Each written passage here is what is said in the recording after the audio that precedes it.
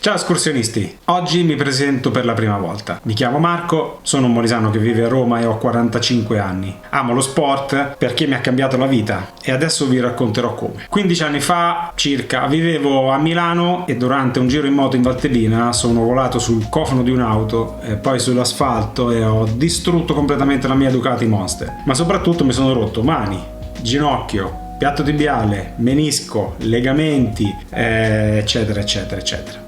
A quei tempi ero un runner appassionato e avevo appena iniziato a fare triathlon. I medici non sapevano se sarei tornato a camminare bene, figuriamoci a correre. La loro indicazione era quella di non affaticare il ginocchio, non praticare sport di impatto tipo la corsa, tipo la bici fuoristrada, lo sci, l'alpinismo. In sostanza potevo fare un po' di nuoto e camminate, ma con moderazione. 10 anni fa vivevo a Bologna, avevo ascoltato il consiglio dei medici, ormai pesavo più di 100 kg e a causa del dolore al ginocchio non riuscivo più a fare le scale senza l'aiuto delle braccia, avevo forti dolori anche alla schiena e dormivo veramente malissimo. Mi hanno chiesto di fare una risonanza magnetica e il verdetto dei diversi ortopedici consultati fu unanime. La cartilagine era compromessa e avrei dovuto installare una protesi.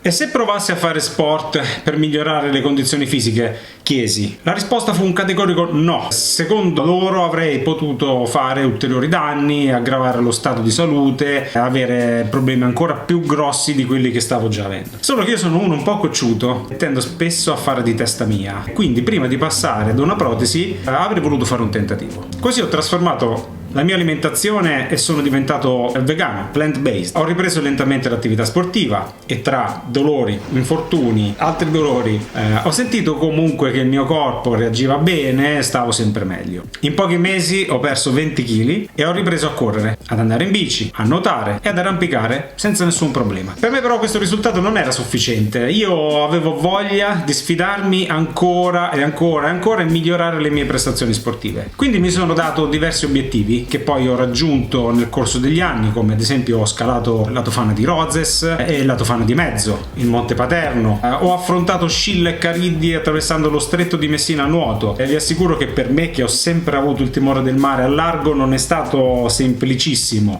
Ho affrontato la salita storica delle tre cime di Lavaredo e quella durissima dell'Alpe di Siusi solo per godermi il paesaggio in bici. L'ultimo atto è stata la mezza maratona a Roma-Ostia che ho fatto a marzo e mentre correvo mi sono commosso praticamente ripensando a quanto stavo male qualche anno prima, che avrei potuto avere una protesi nel ginocchio e che ero lì sulle mie gambe e stavo correndo una mezza maratona, tutto grazie alla mia determinazione e alla costanza. Questo è stato il mio percorso fino ad oggi e con l'emozione dell'ultima sfida, la mezza maratona, è scattato qualcosa. Ho deciso di raccontare come l'essere umano può superare i propri limiti quando è determinato e ha un obiettivo. Naturalmente non deve essere un obiettivo spropositato. Voglio fare questo racconto con una gara tra le più dure, l'Ironman 70.3 di Cervia, che si terrà il 17 settembre.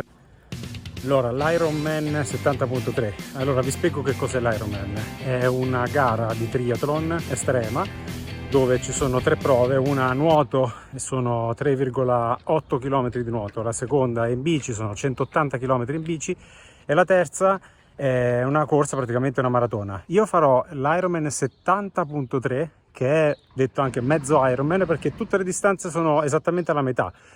La parte di nuoto sono 1,9 km, poi ci sono 90 km in bici e la mezza maratona finale. Seguitemi per vedere come andrà a finire.